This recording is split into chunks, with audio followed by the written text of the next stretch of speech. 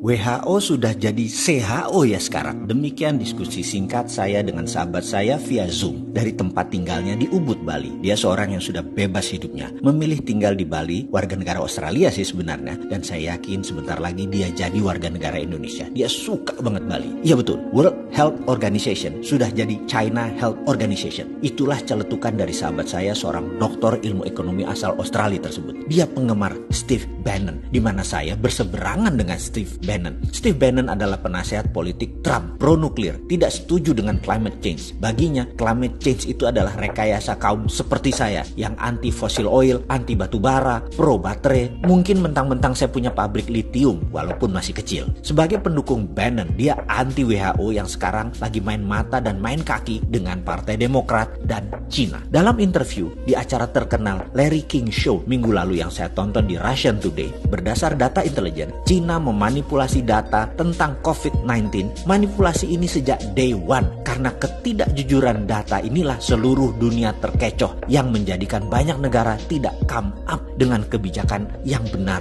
dalam menangani corona. Cina di bulan Januari dengan bos WHO melakukan false information ke seluruh dunia dengan mengatakan virus corona menyebar hanya dari animal to human, tidak bisa human ke human. Virus dikatakan hanya bisa menyebar dari binatang ke manusia, tidak bisa dari manusia ke manusia. Inilah yang membuat banyak negara jadi tidak aware mematikannya dan kecepatan penyebarannya virus corona ini. Saat ini komunitas dunia marah dengan Cina dan mungkin akan melakukan tuntutan internasional serta sanksi bagi Cina. Cina bermain dengan siapa? Dengan bos WHO, Dr. Tedros Ghebreyesus, yang menutupi fakta sebenarnya akan fatalitas corona tahap awal ini. Dikatakan bahwa tidak terlalu mematikan corona itu. Fakta berikutnya, di bulan Januari sebelum lockdown, Cina membeli 250 juta APD, alat pelindung diri, di seluruh dunia sebagai tindakan balasan atas tindakan Amerika tersebut. Bos WHO bocorkan ke Cina, sehingga Cina bisa pukul balik dengan mengunci peralatan medis yang di kemudian hari, yaitu sekarang, Cina buat uang besar sekaligus membalas. 250 juta APD itu adalah separuh kebutuhan APD dunia saat ini, termasuk APD dari Indonesia dibeli Cina kala itu. Ternyata begitu dunia kena, dunia tersadar karena dikatakan tidak mematikan, ternyata mematikan,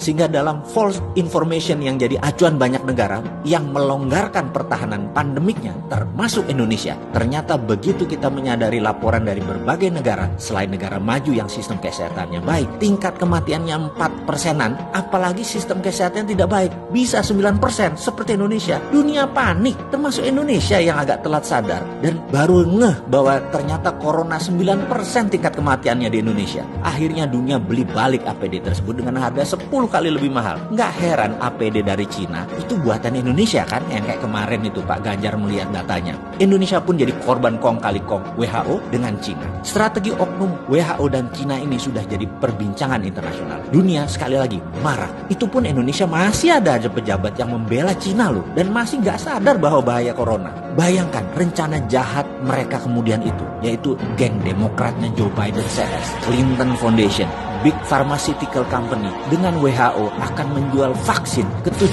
miliar manusia dengan cepatnya terpapar kalau dunia melonggarkan pandemi. Ini big business dan ini menjadi senjata untuk menjatuhkan Trump. Ini membuat Trump marah luar biasa karena kecele dimainkan di dalam dan di luar negeri. Dia tuntut WHO, dia hentikan sumbangan Amerika ke WHO dan bahkan akan keluar dari WHO. Rencana besar akan memvaksin 7 miliar manusia di dunia ini menjadi serangan terbuka oleh Trump. Pasti dia gagalkan rencana koalisi besar Cina, Partai Demokrat, dan WHO ini. Jujur, bagi saya ini bedil sudah dikokang semua. Ini bisa military war. Mengingat sejarah sebentar ya. Kita tahu, zamannya Obama, Cina itu mitra strategis. Baru zamannya Trump, diperangi Cina itu. Ini info agar semua sahabat paham betapa cairnya dan dinamisnya geopolitik dunia itu. Apa yang dilakukan Trump? Trump tekan India untuk memberikan obat ke Amerika segera. India memproduksi obat corona dipaksa diberikan ke Amerika saat ini juga. Ingat, saya pernah katakan jauh-jauh hari setelah Cina, Amerika melirik India. Tadinya Indonesia ya, karena Indonesia nggak paham, jadi melirik India. Amerika bangun India persis seperti dukungan Amerika di tahun 2000-an, di mana 30% pabrik Amerika dipindahkan ke Cina. Sekali lagi, saya ingatkan, obat vaksin corona India nanti rajanya. Sahabat, data ini valid dan ada di mana-mana. Terbuka kok data ini, cek aja. Steve Bannon yang terang-terangan membuka aib WHO ini. Ceklah marahnya Trump dengan dunia farmasi Amerika yang ternyata main dua kaki dukung dan angkat Trump di awal lalu dibanting kemudian mereka pindah ke Partai Demokrat. Anthony Fauci, Director of National Institute of Allergy and Infection Disease, sebagai orang Trump di dalam penyelesaian Coronavirus Task Force, adalah orang yang bermain di 6 presiden Amerika, adalah juga orang di balik SARS dan AIDS dengan ciptaannya di Perancis. Ini salah satu yang memulai skenario biological warfare ini sejak awal dari pihak Amerika. Sekarang di COVID-19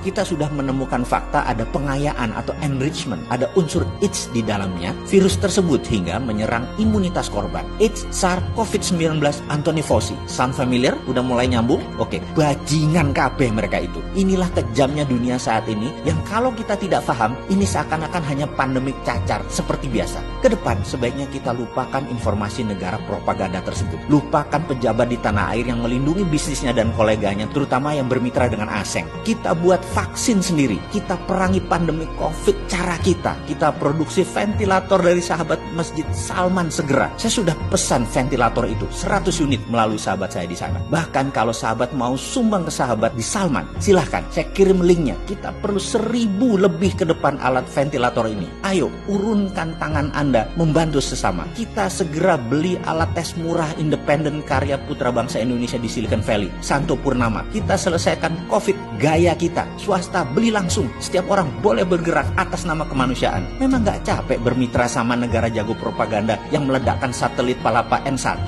dan banyak lagi alat abal-abal seperti termometer. Bodong lah, juga informasi yang dimanufaktur. Cina itu memang memanufaktur apa aja. Cina itu memanufaktur semuanya, termasuk data dimanufaktur sama mereka.